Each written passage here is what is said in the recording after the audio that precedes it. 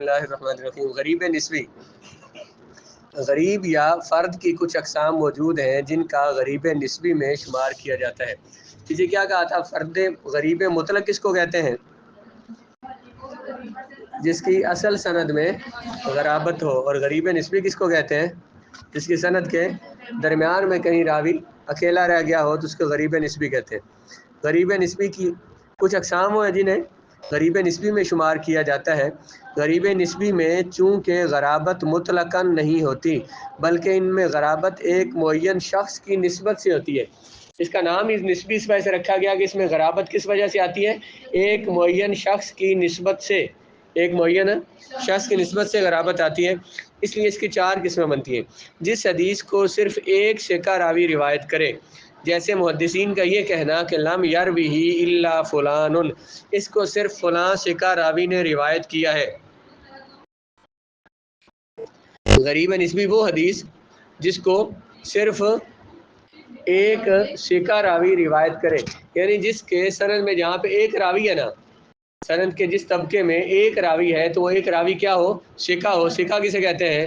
قابل اعتماد ہو، وہ راوی اچھا ہو، جو عادل متقی، جس کی آگے صفات ان کی بیان ہوگی۔ یا دوسری قسم وہ غریب نسبی جس میں ایک معین راوی دوسرے معین راوی سے متفرد ہو، ایک معین راوی دوسرے معین راوی سے، جیسے محدثین کا یہ کہنا تفرد فلان عن فلان، مطلب یہ ہوا کہ سند کے 2 طبقوں میں ایک راوی ہو۔ سند کے 2 طبقوں میں مثلا ایک طبقے میں صحابہ کے طبقے میں زیادہ لوگ ہیں، آگے ایک تابعی ہے، اس سے روایت کرنے والا تبع تابعین میں سے بھی ایک بندہ ہے، ایک راوی ایک بندے سے الگ روایت کرے۔ ایک ملک والے دوسرے علاقے والوں سے حدیث بیان کریں، جیسے کہ محدثین کا قول ہے کہ اس حدیث کو اہل مکہ اہل شام سے روایت کرتے ہیں، مکہ والے شام والوں سے روایت کرتے ہیں۔ پہلا کیا تھا؟ جس میں درجے میں جہاں پہ کس طبقے میں جو ایک راوی آیا وہ ایک راوی ثقہ ہو۔ دوسرا کیا تھا کہ ایک معین راوی ایک فرد دوسرے فرد سے یعنی 2 طبقوں میں ایک راوی ہو، ایک فرد سے، یعنی تابعی جو ہے تابعی سے ایک تبع تابعی ہی حدیث کو روایت کرے۔ تیسرا کیا ہے کہ ایک ملک والے دوسرے ملک والوں سے یا دوسرے علاقے والوں سے حدیث۔ تیسرا ایک شہر والے دوسرے علاقے اور دوسرے شہر والوں کو یا علاقے والوں سے اکیلے بیان کریں۔ ایک شہر والے، جیسے محدثین کا قول کہ اس حدیث کو اکیلے بصرہ والے مدینہ والوں سے روایت کرتے ہیں، یا اس حدیث کو اکیلے شام والے حجاز والوں سے روایت کرتے ہیں۔ کہتے ہیں کہ ہم نے یہاں پہ مثالیں بیان نہیں کی ہیں ان کو مختصر کرنے کے لیے، کیونکہ اس کی اتنی زیادہ مثالوں کی ضرورت نہیں۔ غریب کی دوسری تقسیم، علماء نے اس دوسری قسم کو غرابت سند یا غرابت متن کے اعتبار سے 2 قسموں میں شمار کیا ہے۔ غریب کی دوسری قسم کو 2 قسموں میں شمار کیا، کس اعتبار سے؟ غرابت سند کے لحاظ سے اور غرابت متن کے لحاظ سے۔ سند کیا ہوتی ہے؟ راویوں کا وہ سلسلہ جو حدیث تک پہنچاتا ہے اس کو بولتے ہیں سند، اور جہاں سند ختم ہوتی ہے تو وہاں سے جو رسول اللہ کا کلام شروع ہوتا ہے اس کو متن کہتے ہیں۔ غریب باعتبار متن و سند، متن اور سند کے اعتبار سے غریب وہ حدیث ہے جس کے متن کو صرف ایک راوی بیان کرے۔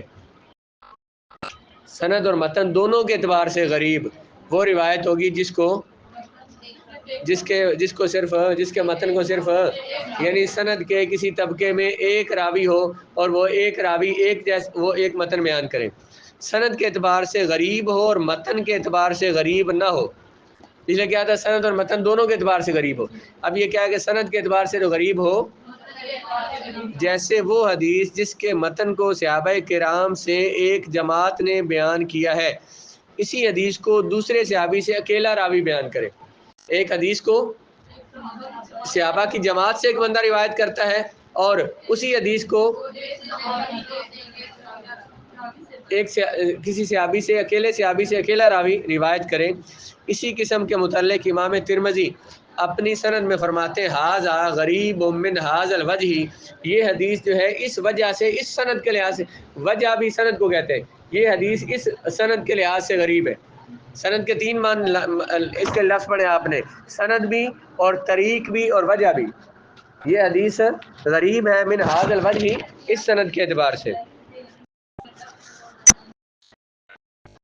یعنی کسی ایک سند کے اعتبار سے غریب ہے، یعنی ایک حدیث کو ایک سند کے لحاظ سے ایک راوی جو بہت سارے محدثین سے بہت سارے صحابہ سے روایت کر رہا ہے اور دوسرا راوی صرف ایک صحابی سے روایت کر رہا ہے، تو اس ایک صحابی سے جب روایت کر رہا ہے تو اس ایک سند کے لحاظ سے وہ حدیث غریب کہلاتی ہے.